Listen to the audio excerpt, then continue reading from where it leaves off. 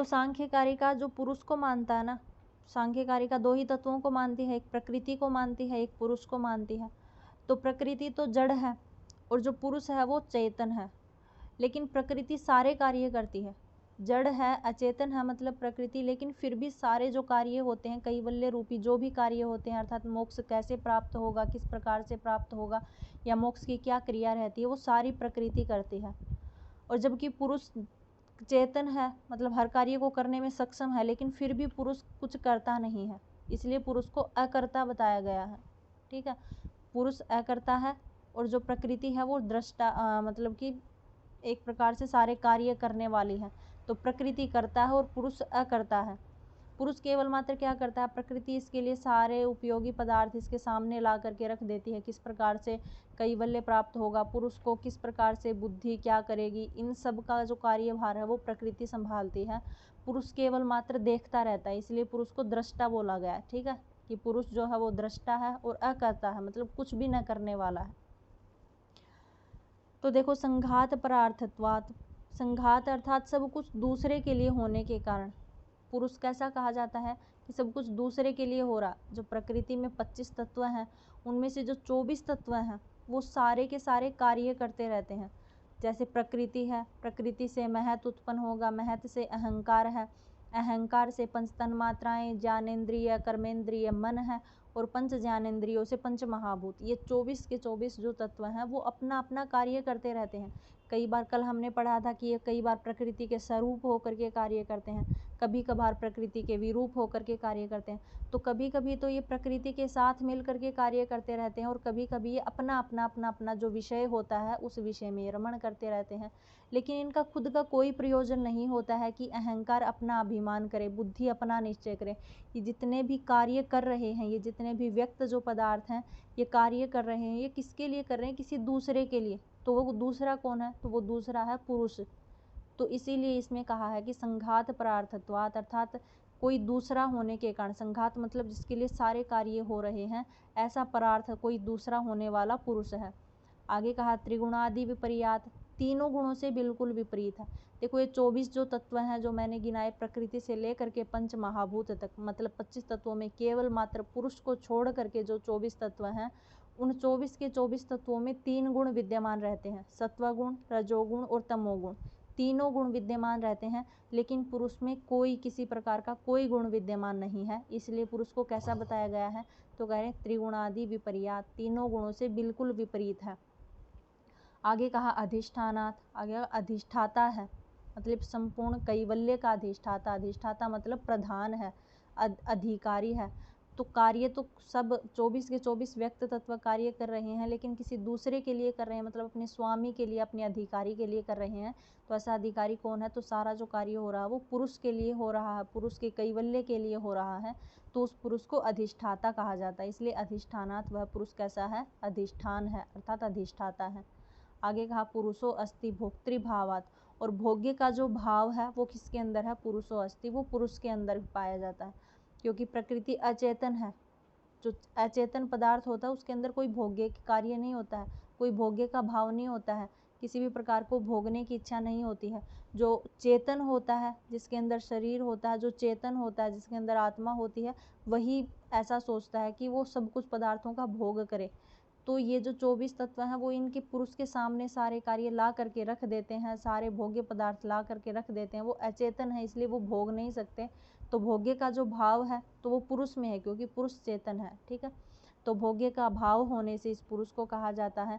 आगे कहा कैवल्यार्थम प्रवृत्ति से, और कैवल्य की जो प्रवृत्ति है वो भी किसकी है, तो वो भी पुरुष की है।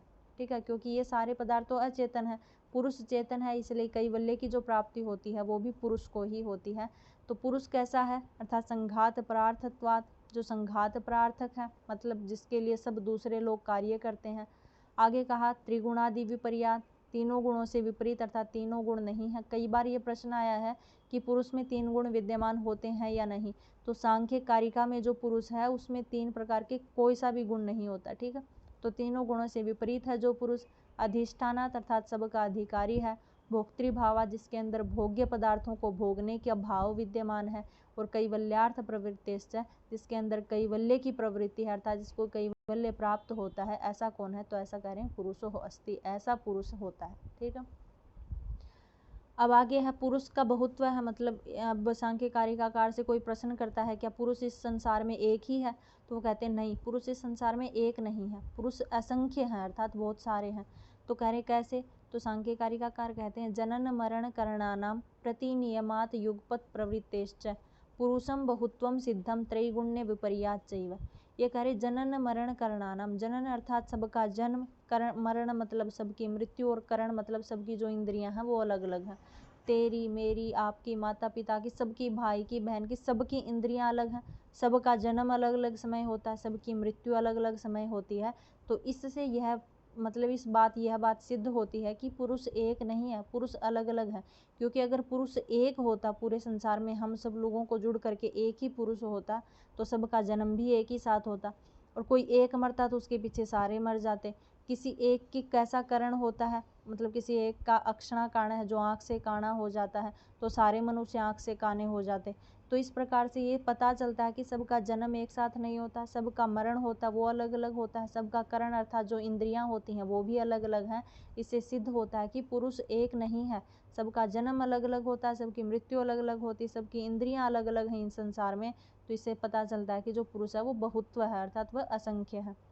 आगे कहा प्रतिनियमात युगपत प्रवृत्तिश्च, अर्थात किसी भी नियम से युगपत नहीं है। युगपत होता है समान, समान धर्म, लेकिन इसमें कहा प्रतिनियमात अयुगपत प्रवृत्तिश्च, मतलब प्रत्येक अवस्था में अयुगपत प्रवृत्ति पाई जाती है। अयुगपत मतलब किसी का भी एक साथ जन्म नहीं होता है, किसी की एक साथ मृत्यु नहीं होती है। तो इस संसार में युगपत प्रवृत्ति नहीं पाई जाती है, सबकी अलग अलग प्रवृत्ति होती है।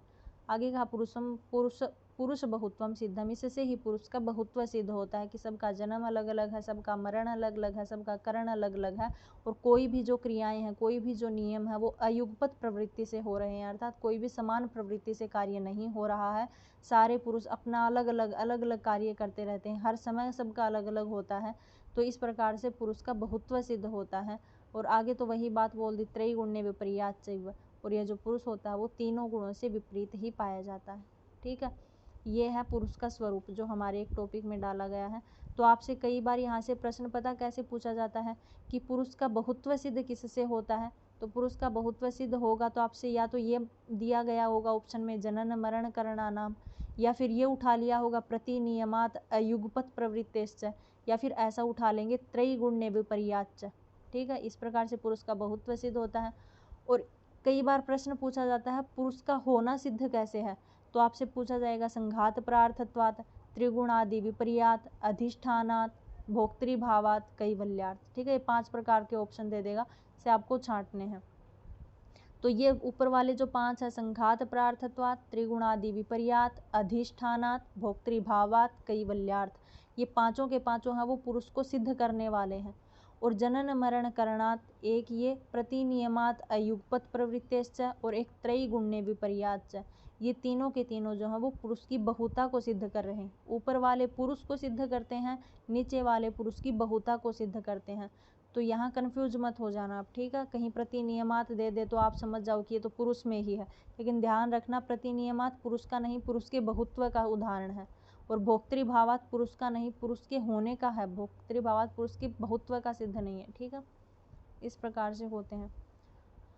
आगे है तस्माच्च विपर्यासात् सिद्धम साक्षित्वमस्य पुरुषस्य कैवल्यम माध्यस्थम दृष्टित्वम अकर्तृभावश्च। ये पुरुष कैसा है? तो कह रहे विपर्यासात्, ये बिल्कुल विपरीत है, किससे? तीनों गुणों से विपरीत है, ऐसा सिद्धम ऊपर सिद्ध कर दिया गया है।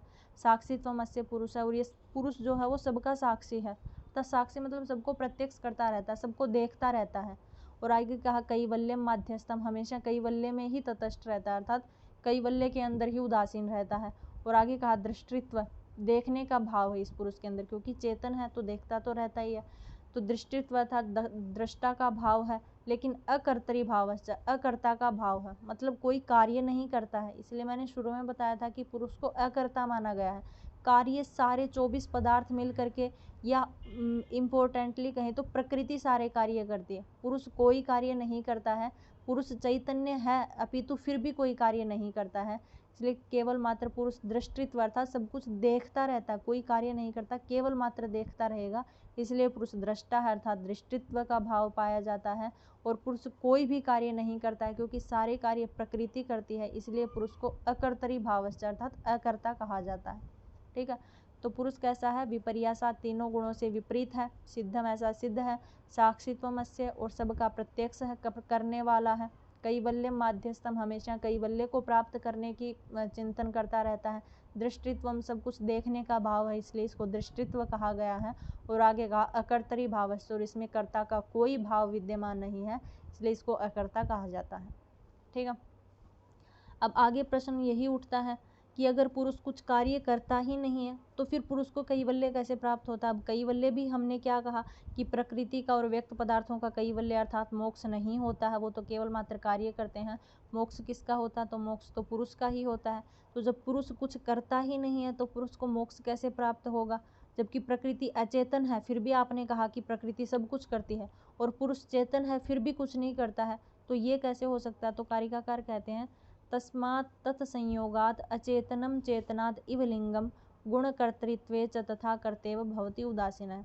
ये कह रहे हैं तस्मात्, जब तत्संयोगात्, इन दोनों का संयोग हो जाता है। किन दोनों का? प्रकृति और पुरुष जब दोनों आपस में मिल जाते हैं, दोनों का जब संयोग हो जाता है तो अचेतनम, प्रकृति अचेतन होती हुई भी, प्रकृति मतलब जड़ होती हुई भी, चेतनात् इव लिंगम, चेतन के समान वो करती है, कार्य करती है, अचेतन के समान व्यवहार करती है।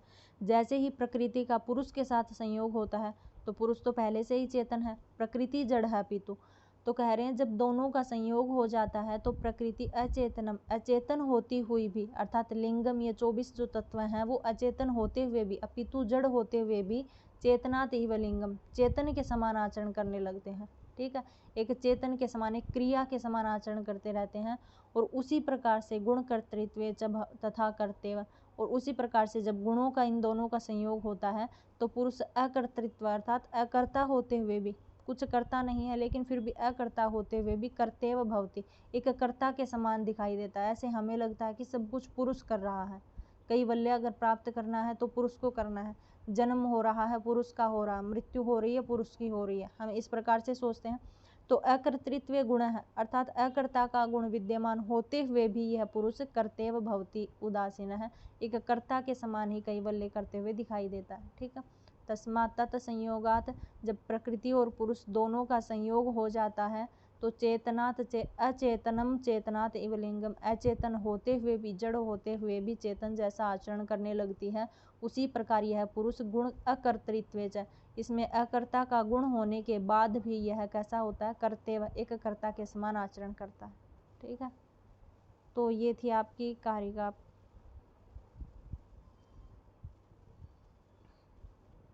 आगे है पुरुषस्य दर्शनार्थम कैवल्यार्थम तथा प्रधान पंगु अंधवत उभयोः अपि संयोगः तत्कृतः सर्गः। ये कह रहे हैं कि पुरुषस्य दर्शनार्थम कैवल्यार्थम तथा प्रधानस्य, इसमें दो बातें कही हैं। देखिए, पुरुषस्य कैवल्यार्थम और प्रधानस्य दर्शनार्थम। पीछे बताया गया था ना कि पुरुष सब कुछ देखता है, इसलिए दृष्टा का भाव किस में है? पुरुष में है। जबकि प्रकृति क्या करती है? प्रकृति देख नहीं सकती है, प्रकृति कार्य करती है केवल मात्र, और कार्य करती है किसके लिए? कार्य करती है पुरुष के लिए कार्य करती है। तो पुरुष को कैवल्य प्राप्त करना है, कैवल्य प्राप्त करने के लिए कर्ता का भाव होना जरूरी है, जबकि पुरुष में कर्ता का भाव नहीं है। और प्रकृति कार्य करती है, देख नहीं सकती है, लेकिन प्रकृति को देखना आवश्यक है, जब भी कार्य करेगी। तो पुरुषस्य कैवल्यार्थम, पुरुष के कैवल्यार्थ के लिए, और प्रधानस्य दर्शनार्थम, प्रधान के दर्शन के लिए, ताकि पुरुष को कैवल्य की प्राप्ति हो जाए और प्रधान को दिखाई देने लग जाए, मतलब दर्शन हो जाए। तो पुरुष के कैवल्यार्थ के लिए और प्रधानस्य दर्शनार्थम, प्रधान के दर्शनार्थ के लिए, प्रधान बोला जाता प्रकृति को, तत् प्रकृति के दर्शनार्थ के लिए इन दोनों का जो संयोग होता है वो कैसा होता है? तो कह रहे पंगु अंधवत उभयो, पंगु और अंधे के समान इनका संयोग है। पंगु कौन है? लंगड़ा मनुष्य होता, वहीं तो कार्य नहीं कर सकता, तो पंगु है पुरुष, और अंधी मतलब प्रकृति है, वो देख नहीं सकती, इसलिए प्रकृति अंधी है। तो इन दोनों का जो संयोग होता है वो अंधे और लंगड़े के समान है। अब लंगड़ा मनुष्य कार्य नहीं कर सकता, लेकिन दिखा तो सकता है प्रकृति को, और प्रकृति अंधी है, तो मतलब प्रकृति चलती रहेगी, कार्य करती रहेगी, पुरुष उसके कंधे के ऊपर बैठ करके उसको दिखाता रहेगा। तो इन दोनों का जो संयोग है वो पंगु अंधवत, अर्थात एक लंगड़े और एक अंधे के समान इन दोनों का सर्ग है। और जैसे ही इन दोनों का संयोग हो जाता है तो तत्कृतः सर्ग है, वहीं से सर्ग की उत्पत्ति हो जाती है, अर्थात सृष्टि की उत्पत्ति हो जाती है। ठीक है। अर्थात पुरुषस्य कैवल्यार्थम, पुरुष के कैवल्यार्थ के लिए, प्रधानस्य दर्शनार्थम, प्रधान के दर्शनार्थ के लिए इन दोनों का जो संयोग है वो पंगु अंधवत उभयो अपि, उभयो अर्थात इन दोनों का जो संबंध है वो पंगु अंधवत, पंगु मतलब लंगड़े के समान और अंधु मतलब अंधे के समान दोनों का संयोग होता है। एक इनमें से पंगु है और एक इनमें से अंधा है। इस प्रकार दोनों का संयोग होते ही तत्कृतः सर्ग अर्थात सृष्टि की उत्पत्ति होनी शुरू हो जाती है, अर्थात सृष्टि का सर्ग शुरू होता है। तो ये था आपका पुरुष का स्वरूप, पुरुष